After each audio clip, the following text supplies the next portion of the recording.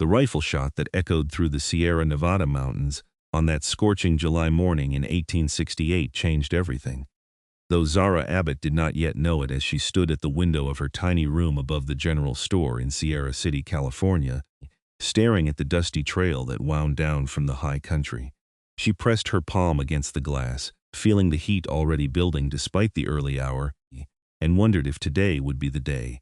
Vincent Rourke finally came down from his trap lines to collect the supplies his older brother had ordered weeks ago. She had not seen Vincent in 3 months, not since the spring thaw, and the memory of their last encounter haunted her sleep. He had appeared at the store like some wild creature from the mountains, his dark hair falling past his shoulders, his body thick with muscle from hauling pelts and setting traps in terrain that would break lesser men. His eyes, gray as storm clouds, had found hers across the crowded room, and something had passed between them that made her breath catch. Then William Rourke had stepped forward, his hand proprietary on her elbow, reminding everyone present that she was promised to him, that the arrangement had been made back east before she had ever laid eyes on either brother. "Zara, stop mooning at that window and come help with the inventory." Her aunt's sharp voice cut through her thoughts. Martha Abbott had taken Zara in after her parents died of fever 2 years ago, had brought her west to this rough mining town where civilization was still a tentative thing. The arrangement with William Rourke had been Martha's idea, a practical solution to the problem of an orphan niece with no prospects and a successful merchant who wanted a wife to prove his standing in the community. Zara turned from the window, smoothing her hands over her plain cotton dress. At 21, she knew she was fortunate to have any prospects at all.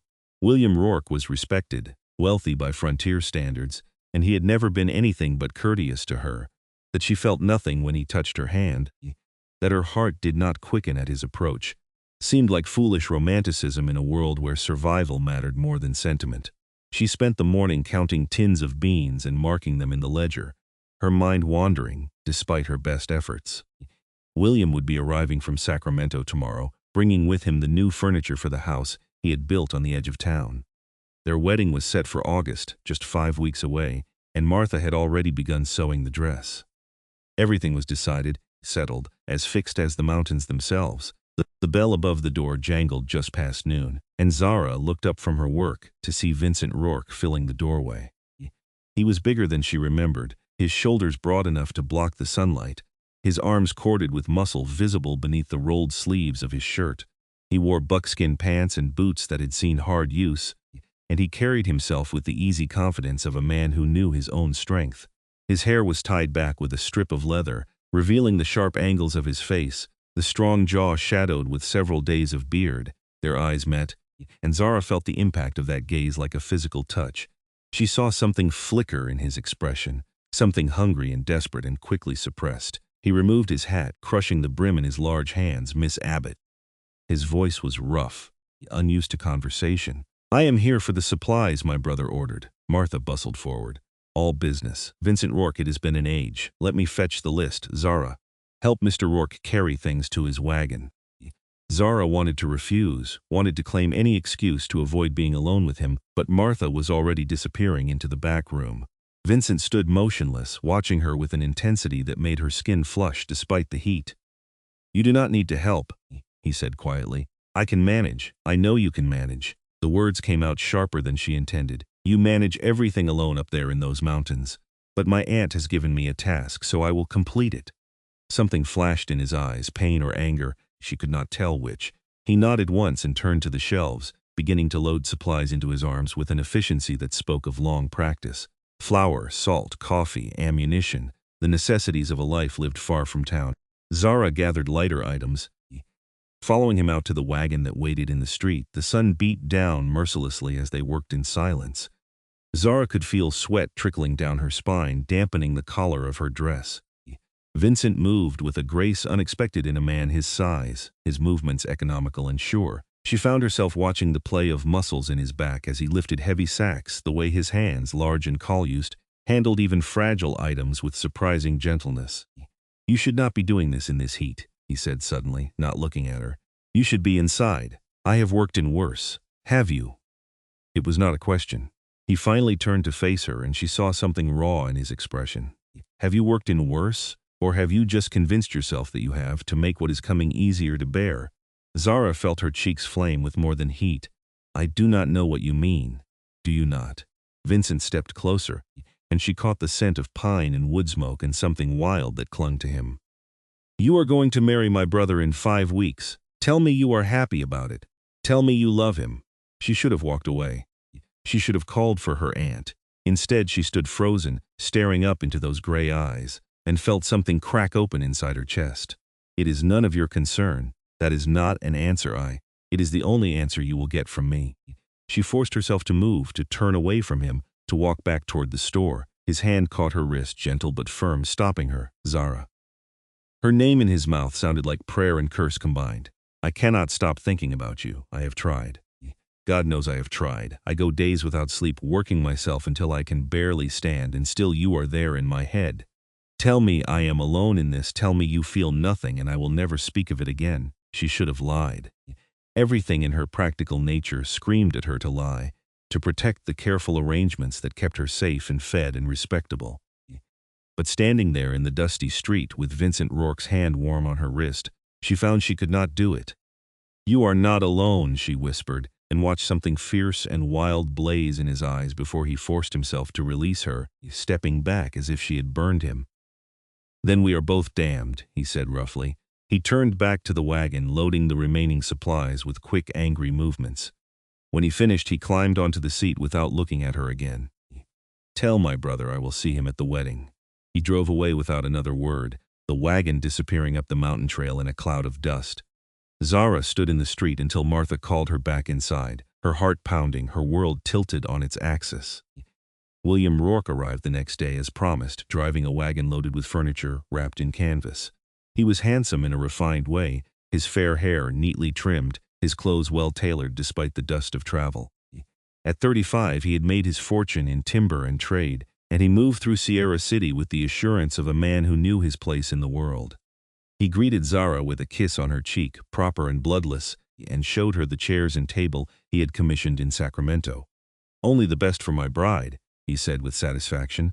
The house will be ready for you to move into next week. Your aunt has done excellent work on your dress, I understand.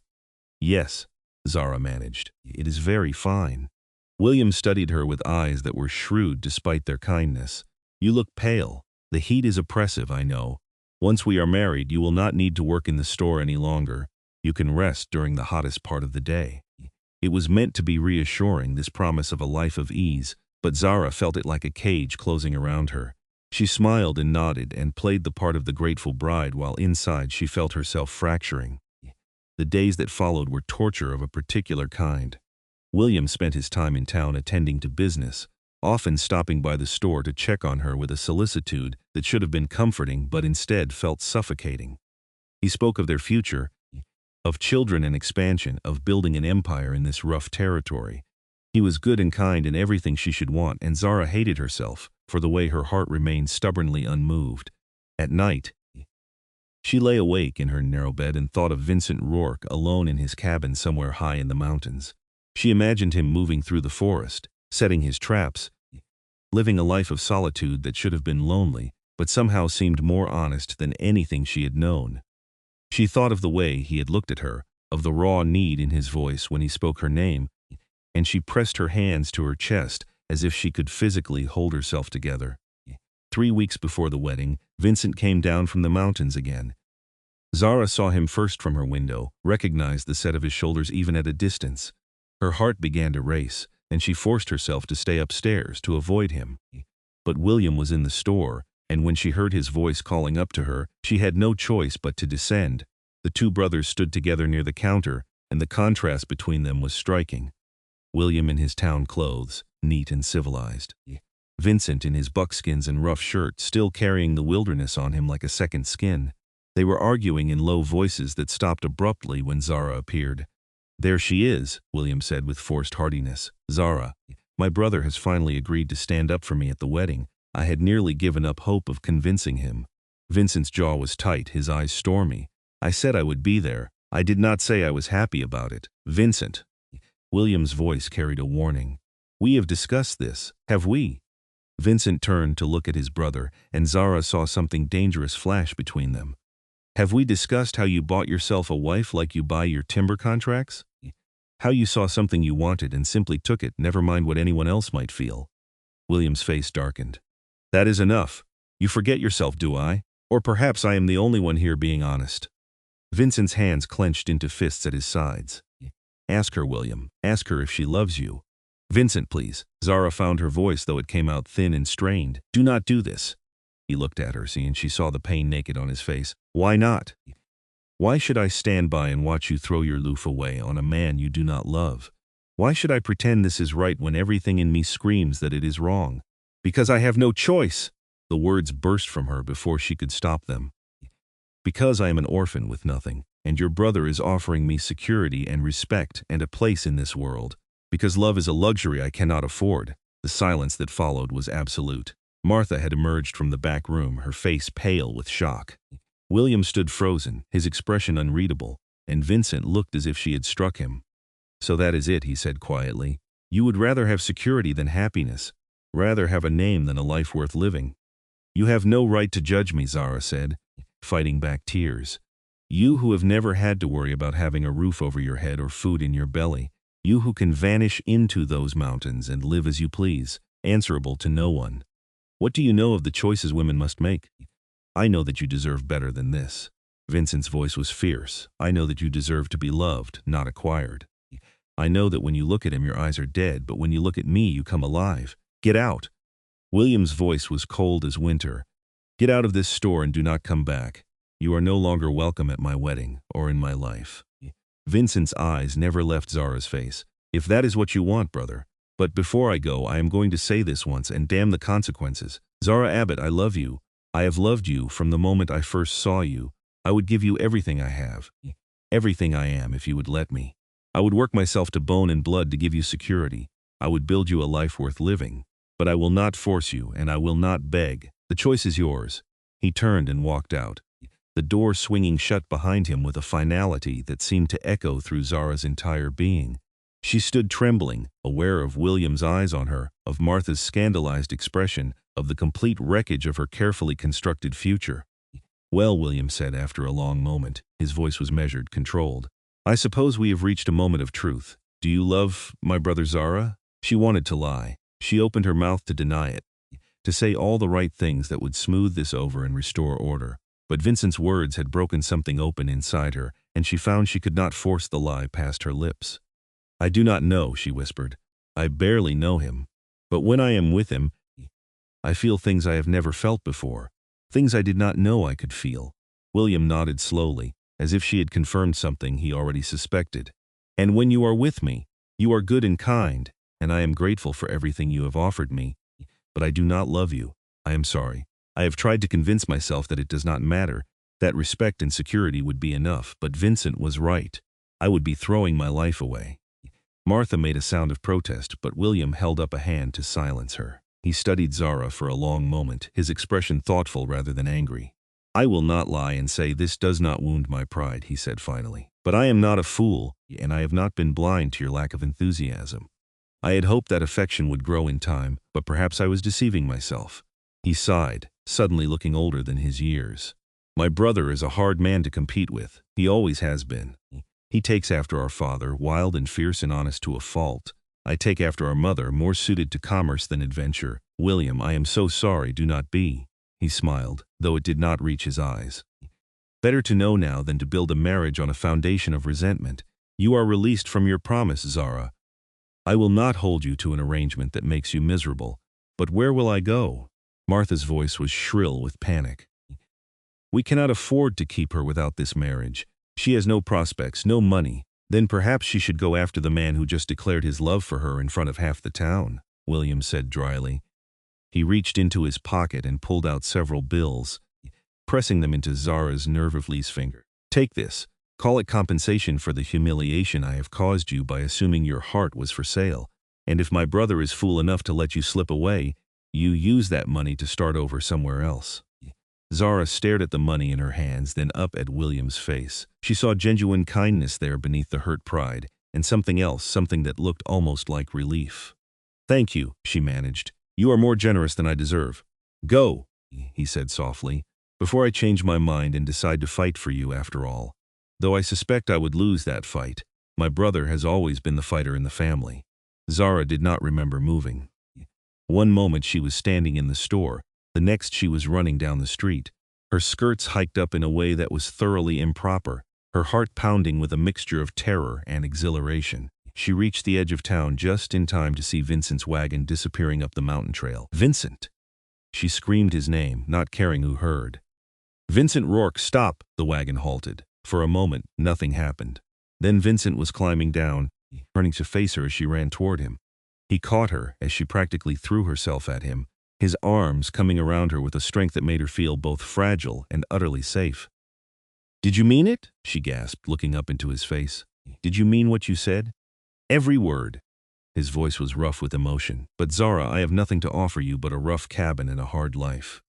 I can promise you that I will work until my hands bleed to provide for you, that I will love you with everything in me, but I cannot give you the life William could have given you. I do not want that life."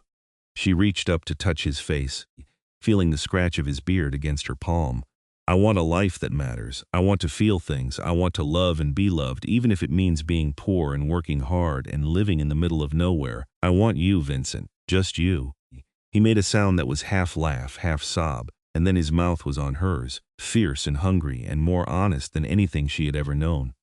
Zara had been kissed before, chased pecks from William that had left her cold, but this was different. This was being consumed and cherished simultaneously, was being wanted so completely that nothing else in the world seemed to exist. When they finally broke apart, both breathing hard, Vincent rested his forehead against hers. "Come home with me now. Today. I know it is fast, I know it is improper, but I have wasted enough time already. Come be my wife, Zara. Let me love you the way you deserve to be loved. Yes." The word was easy, natural, right? "Yes, I will come with you." They stopped at the store only long enough for Zara to gather her few belongings, to face down Martha's fury and William's sad resignation. The older brother shook Vincent's hand and told him to take care of her, and there was something in that moment between the brothers, some understanding reached without words, that made Zara think perhaps they would find their way back to each other eventually. The ride up into the mountains took most of the afternoon. The trail was rough, winding through forests of pine and cedar that grew denser as they climbed. Vincent drove with one hand, the other holding Zara's, his thumb tracing circles on her palm in a gesture that was both possessive and tender.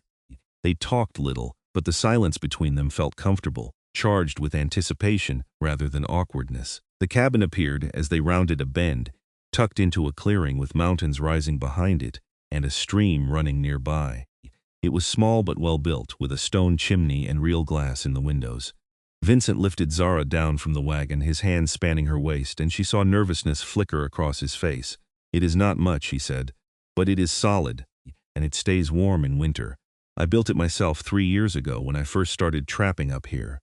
Zara walked to the door, pushing it open to reveal a single large room with a bed in one corner, a table and chairs near the fireplace, shelves lined with supplies. Everything was neat, almost obsessively organized, and she realized that this was what Vincent's solitude looked like. A life stripped down to essentials, governed by the rhythms of nature rather than society.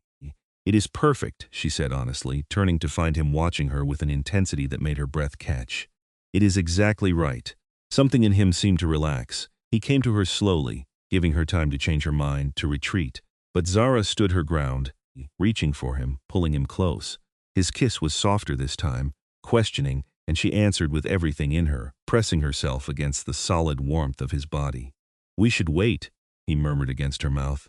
"We should find a preacher. Do this properly." "We will," Tuckley Zara agreed, "but right now I need you to make me yours. I need to know this is real."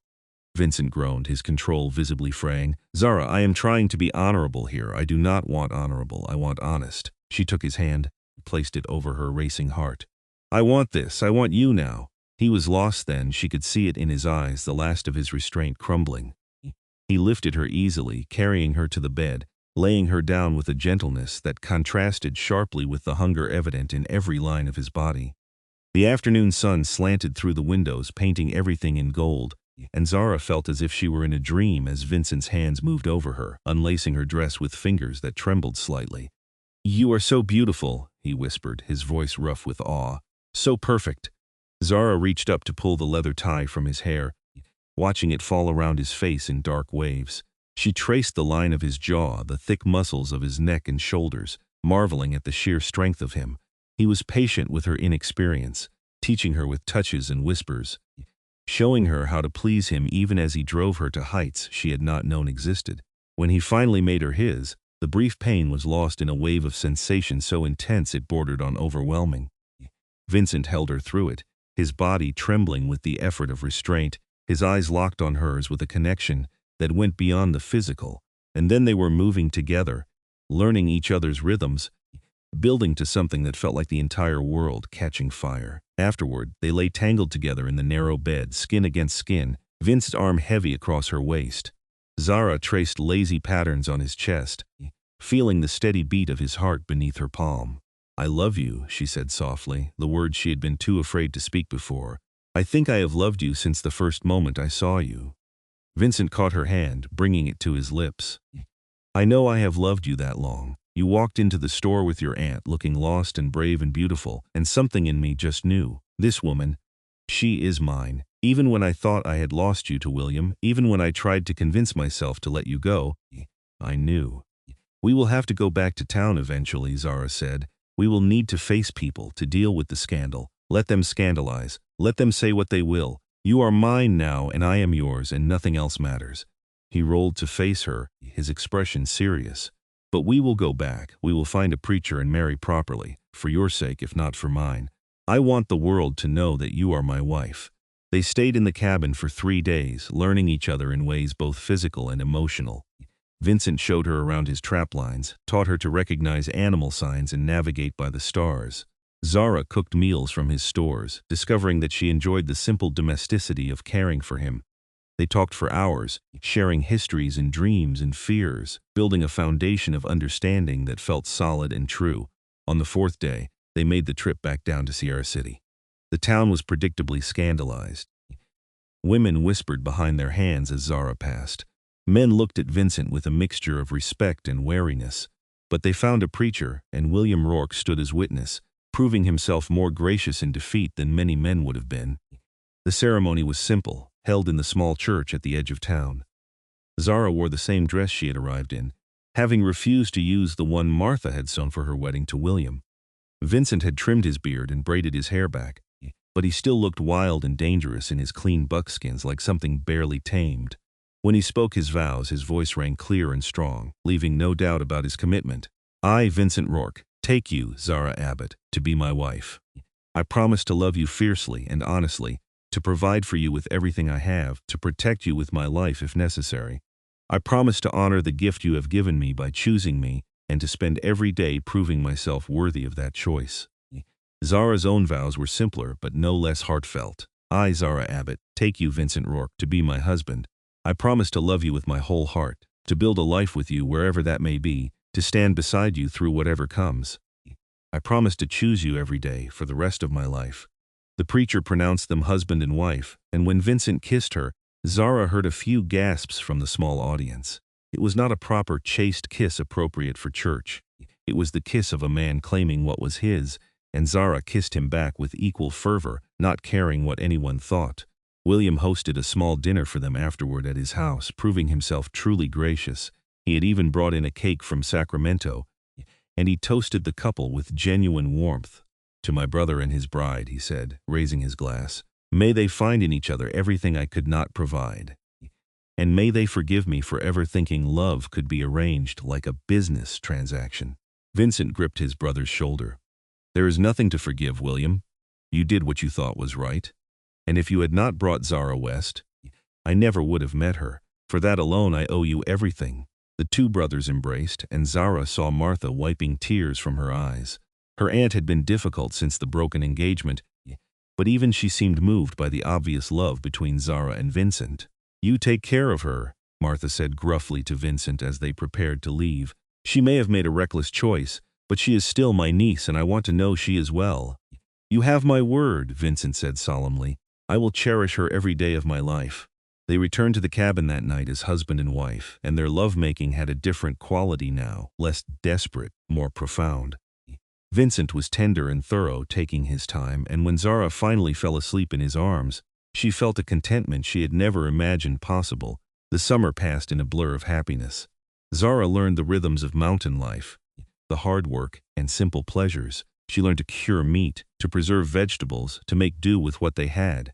Vincent taught her to shoot, insisting she know how to protect herself when he was away checking his trap lines. She proved a quick study, and his pride in her competence was evident. They made love often, exploring each other with a passion that seemed to intensify rather than diminish. Vincent was an attentive lover, learning what pleased her, taking satisfaction in her pleasure. And Zara discovered a boldness in herself she had not known existed, finding that she could make this strong, fierce man tremble with nothing but her touch. In the evenings, they sat by the fire and talked about the future. Vincent wanted to expand his trapping operation, perhaps bring in a partner so he would not have to spend so much time away from Zara. She suggested they plant a garden come spring, maybe raise chickens and a few pigs. They dreamed together, building a vision of a life that was theirs alone. By September, Zara realized she was pregnant. She had suspected for weeks, but when she finally confessed her certainty to Vincent, he looked at her with such joy and terror mingled that she had to laugh. "A baby," he breathed, his hand coming to rest on her still flat belly. "We are going to have a baby. Are you happy?" Zara asked, suddenly uncertain. "I know it is fast. We have barely been married 3 months. Happy?" Vincent pulled her into his arms, holding her so tight she could barely breathe. "Zara, I am terrified and thrilled and more grateful than I have words for. You have given me everything. A home, a purpose, love, and now this. Yes, I am happy. So happy I think I might burst with it." The pregnancy was not easy, the morning sickness was brutal, and the isolation of the cabin became harder to bear as winter approached. Vincent hovered over her constantly, his protectiveness intensifying to the point where Zara sometimes wanted to scream at him to give her space. But she saw the fear beneath his concern, understood that he was terrified of losing her, and she tried to be patient. As the snow began to fall in earnest, Vincent made the decision to move them to town for the winter. "I cannot risk you giving birth up here with no help," he said firmly. "I know it is not what we planned, but I will not take chances with your life or the baby's life." William offered them the use of a small house he owned on the edge of Sierra City, refusing payment. "Consider it my wedding gift," he said, belated perhaps, but sincere. The winter was long and cold, and Zara grew huge with pregnancy, her body stretching to accommodate the child growing inside her. Vincent found work at the lumber mill, his strength and endurance making him valuable despite his lack of experience. He came home each night exhausted and covered in sawdust, but he always had energy for Zara, rubbing her swollen feet and talking to the baby through the taut skin of her belly. "I promise I will be a good father," he whispered to the child one night, his hand spread wide over Zara's stomach. "I will teach you everything I know. I will keep you safe. I will love you as fiercely as I love your mother." Zara ran her fingers through his hair, her heart so full it ached. "You will be an excellent father. I have no doubt of that." The baby came on a bitter night in February 1869, arriving in a rush of pain and blood that terrified Vincent, despite the midwife's assurances that everything was normal. Zara labored for 12 hours, screaming and cursing and gripping Vincent's hand hard enough to leave bruises. He stayed beside her the entire time, murmuring encouragement, wiping her face with cool cloths, never flinching even when she yelled at him that this was all his fault. When the baby finally emerged, squalling and red-faced, the midwife announced it was a boy. Vincent looked at his son with an expression of such wonder that Zara began to cry despite her exhaustion. "He is perfect," Vincent breathed, taking the baby from the midwife with careful, reverent hands. "Look at him, Zara. Look at what we made." They named him Thomas, after Vincent's father, and he had his father's gray eyes and his mother's stubborn chin. Vincent was utterly besotted from the first moment, spending hours just watching Thomas sleep, marveling at his tiny fingers and the impossible softness of his skin. Fatherhood transformed Vincent in subtle ways. He was still fierce and protective, but there was a new gentleness to him, a patience that extended beyond his family to the world at large. He built a cradle with his own hands, carving animals into the wood with surprising artistry. He sang to Thomas in a rough, unpracticed voice old songs his mother had taught him, and he loved Zara with a gratitude that was almost overwhelming, thanking her constantly for the gift of his son. "I never thought I would have this," he confessed one night as they lay in bed with Thomas sleeping between them. "A wife, a child, a real family. I thought I was meant to be alone, living rough in the mountains until I was too old and broken to do it anymore. And then you came along and gave me everything." Zara kissed him softly. "You gave me everything too, a life worth living, love, purpose. Do not act as if I am the only one who gave something precious." When spring came, they returned to the cabin, Thomas bundled in blankets and furs. The mountains had never looked more beautiful, the snow melting to reveal the first green shoots of new growth. Vincent had arranged for a partner, another trapper named James, who would share the work and the profits, allowing Vincent to spend more time at home. Life settled into a new rhythm. Zara cared for Thomas, tended the garden they planted, and slowly transformed the cabin into a real home. Vincent worked his trap lines and helped with the domestic tasks, never standing on pride when it came to doing what needed to be done. They made love less frequently now, exhausted by the demands of parenthood, but when they did come together, it was with a depth of connection that somehow seemed deeper than before. Thomas grew into a sturdy, curious toddler, with his father's adventurous spirit and his mother's determination. He took his first steps in the cabin, lurching from his mother's arms to his father's with a triumphant squeal. Vincent cheered as if his son had accomplished something momentous, sweeping Thomas up and spinning him around until they both dissolved in laughter. The years passed with surprising speed. Thomas gained a baby sister when Zara was 24, a tiny dark-haired girl they named Emma, who wrapped her father around her finger from the moment she was born. Vincent, who had faced down bears and survived blizzards, was helpless before his daughter's tears, and Zara teased him mercilessly about it. "You are going to spoil her rotten," she said, watching him rock Emma to sleep for the third time in an hour. "I do not care," Vincent said unapologetically. "She is perfect, and she deserves to be spoiled." They expanded the cabin, adding a second room for the children and a proper kitchen. William visited occasionally, bringing gifts and news from town. He had married a widow from Sacramento, a practical match that seemed to suit them both, and he and Vincent had rebuilt their relationship into something stronger than before. "I am glad it worked out the way it did," William confessed to Zara during one visit, watching Vincent play with his children in the yard. "I would have made you comfortable, but I could never have made you happy. And seeing my brother like this, seeing him have a family and a home, it is worth whatever pain I felt at the time. You are a good man." "William Rourke," Zara said sincerely, "and I hope you find with your wife what Vincent and I have found with each other." "I think I might," William said thoughtfully. "It is different, more peaceful than passionate, but it is good. It is enough." When Zara was 28, they had another child, another boy they named James after Vincent's trapping partner, who had become a dear friend. By then the cabin had been expanded again, and Vincent's careful investments had given them a security that allowed them to breathe easier.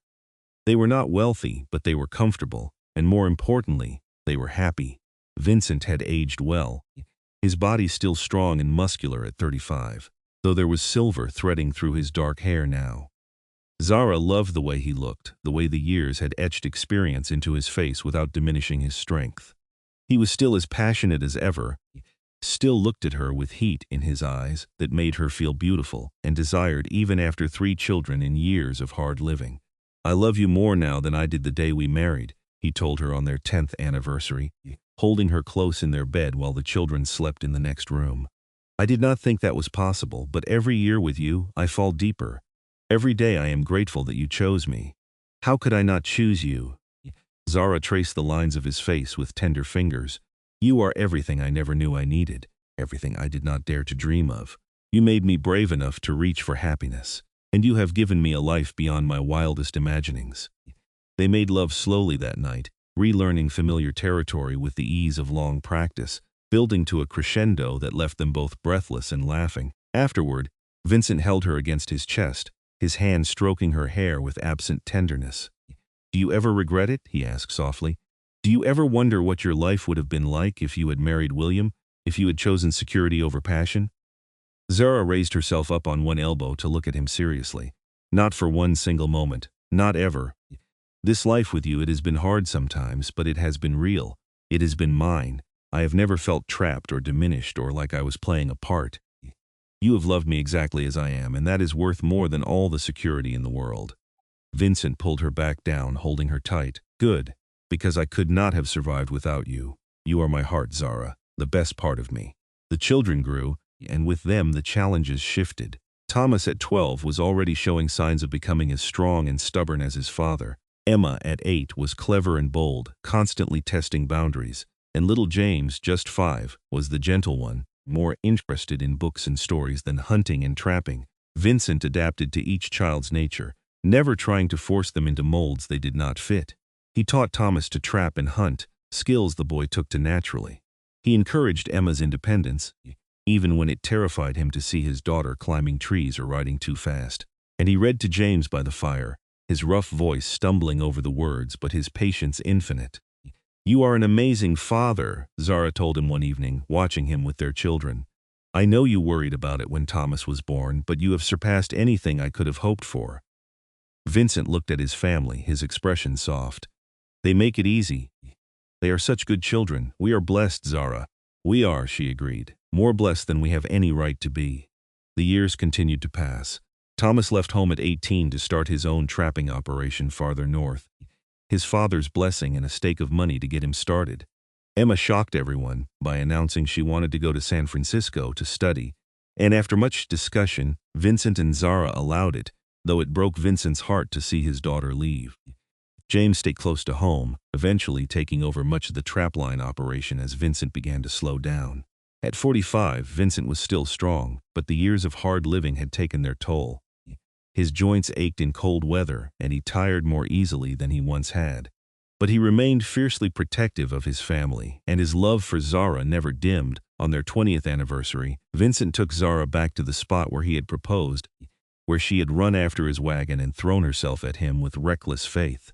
They sat together on a rock overlooking the valley, watching the sun set over the mountains that had witnessed their entire love story. "Do you remember that day?" Vincent asked, his arm around her shoulders. "Do you remember how terrified I was that you would change your mind?" "I remember," Zara said softly. "I remember thinking I was insane, giving up security for love. And I remember the moment I knew it was the rightest thing I had ever done." "When was that moment?" "When you caught me. When your arms came around me and I felt safe in a way I had never felt before. In that moment, I knew I would never regret choosing you." Vincent turned her face toward him, kissing her with the same passion he had shown 20 years ago. "I have loved you every day of these 20 years. In sickness and in health, in struggle and in joy, through everything you have been my constant, my North Star. I would do it all again in a heartbeat." "So would I," Zara whispered against his mouth. "1,000 times over I would choose you." They stayed on the mountain as the stars came out, holding each other and remembering all the moments that had brought them to this place, the struggles and the triumphs, the laughter and the tears, the building of a life from nothing but love and determination.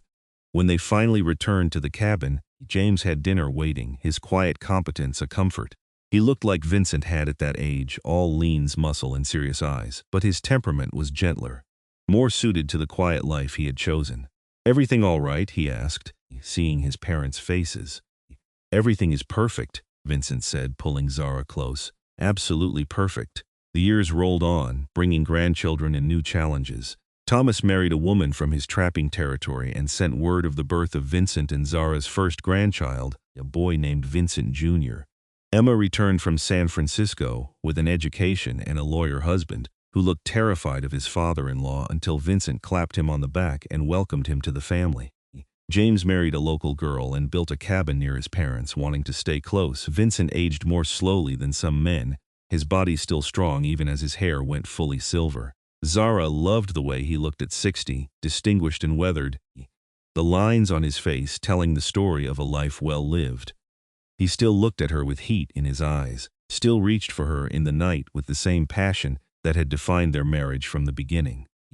"You are still the most beautiful woman I have ever seen," he told her on her 58th birthday, his hands framing her face with infinite tenderness.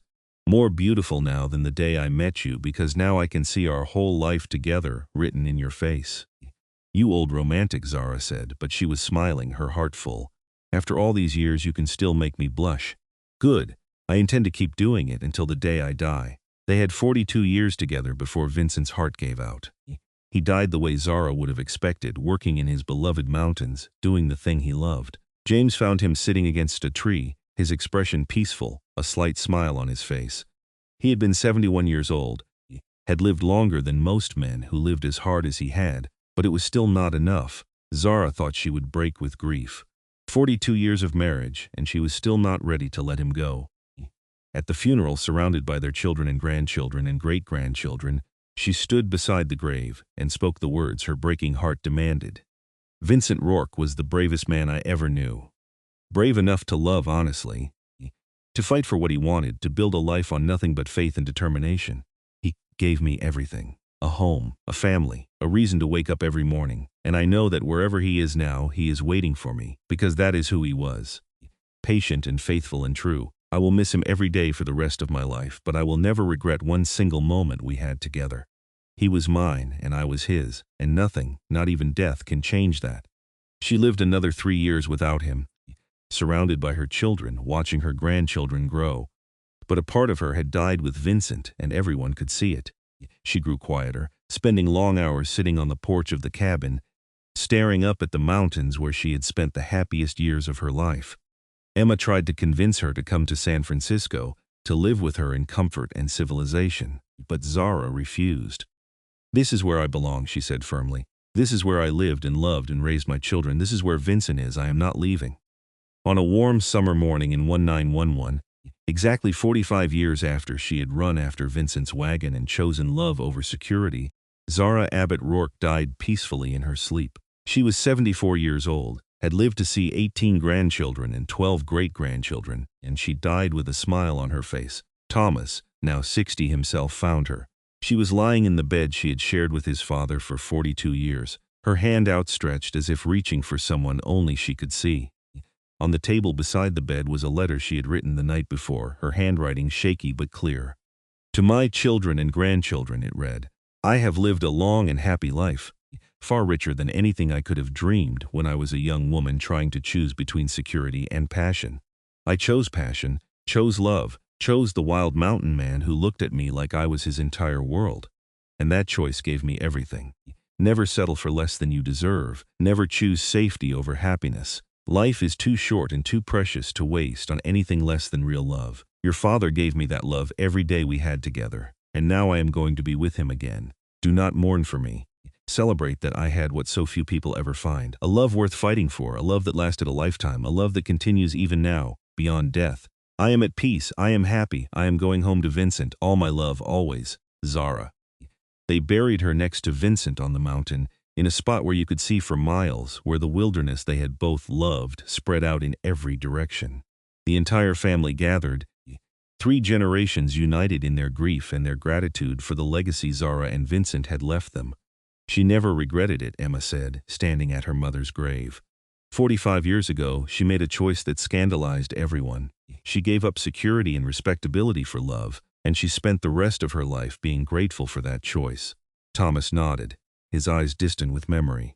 "I remember asking her once if she ever wished she had married Uncle William instead.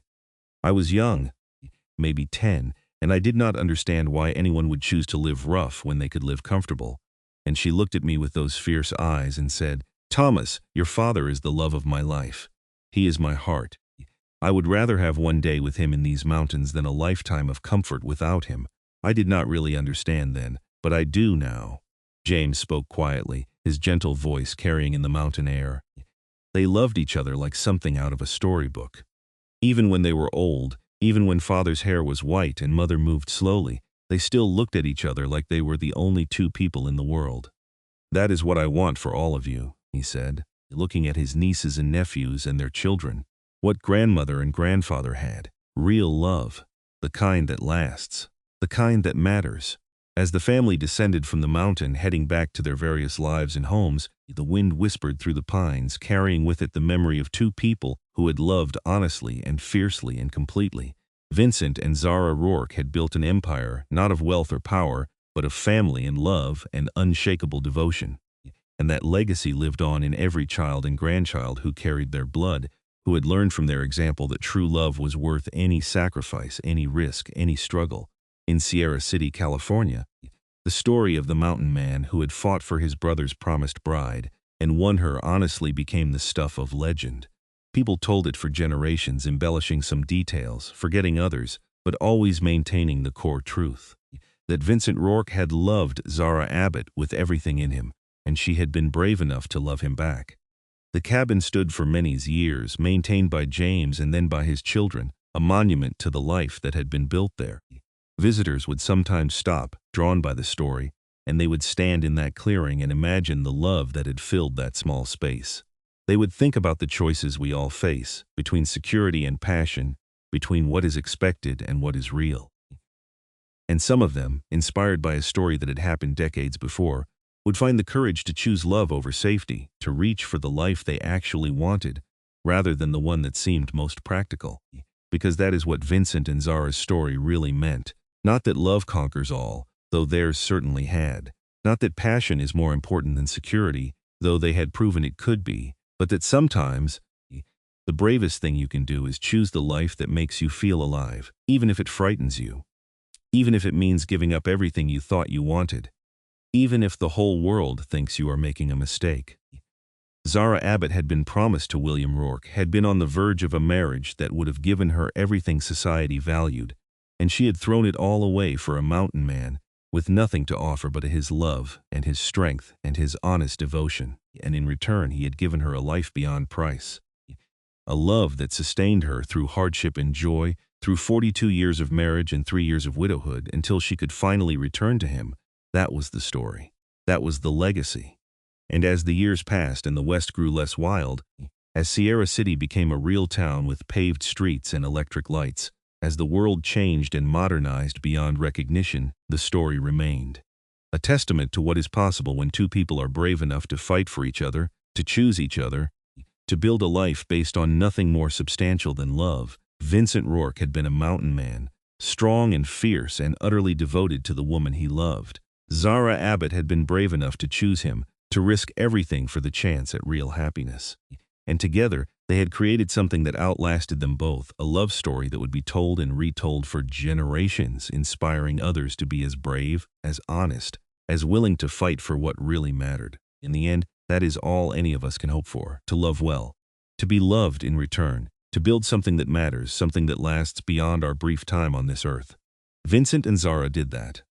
They loved honestly and completely, and in doing so, they left a mark on the world that time could never erase. Their graves stand side by side on that mountain, weathered now by decades of wind and rain and snow. But visitors still come, drawn by the story, and they stand there and imagine what it must have been like, to love so completely, to be so certain, to build a whole life on nothing but faith and determination and the belief that love, real love, was worth any sacrifice. And if you listen carefully, when the wind blows through the pines and the sun slants golden across the mountains, you can almost hear it, the echo of a woman's voice calling a man's name, the sound of a wagon stopping, the rustle of footsteps running, the beginning of a love story that changed everything. Vincent and Zara, mountain man and the woman brave enough to choose him. Their story lives on, a reminder that sometimes the greatest adventure is not in conquering mountains or claiming territory, but in opening your heart to love and being brave enough to fight for it, honestly and completely, no matter what it costs. That is their legacy. That is their gift to all who come after. The knowledge that real love exists, that it is worth fighting for, and that when you find it, when you are lucky enough and brave enough to claim it, it can sustain you through anything life throws at you. Even death cannot diminish it. Even time cannot fade it. It simply is, eternal and unshakable, a force of nature as powerful as the mountains themselves. And so the story ends not with tragedy or loss, but with triumph. The triumph of two people who found each other against all odds, who built a life together in the wilderness, who loved each other with everything they had for as long as they lived, and who in the end left behind something more valuable than gold or land or any material wealth. They left behind proof that love, real love, is possible, that it exists, that it is worth everything. Vincent and Zara Rourke, a mountain man and his bride. Their love story, born in the Wild West of 1868, resonated through generations, teaching everyone who heard it that courage and honesty and the willingness to fight for what you love can create something truly extraordinary, something that death cannot touch, something that time cannot diminish, something eternal.